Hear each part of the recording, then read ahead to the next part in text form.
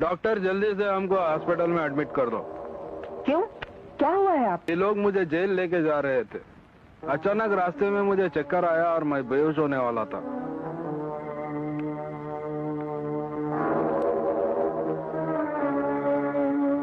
आप बिल्कुल ठीक है, आपको कुछ नहीं हुआ है। मेरा विश्वास करो डॉक्टर, मेरे बदन में बहुत खराबी है।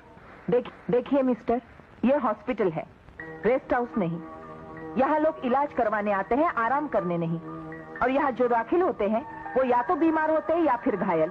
आप जैसे हट्टे कट्टे पहलवान नहीं।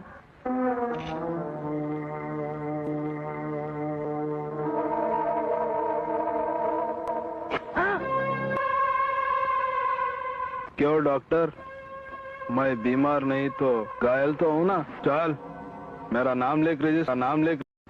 डॉक्टर जल्दी से हमको हॉस्पिटल में एडमिट कर।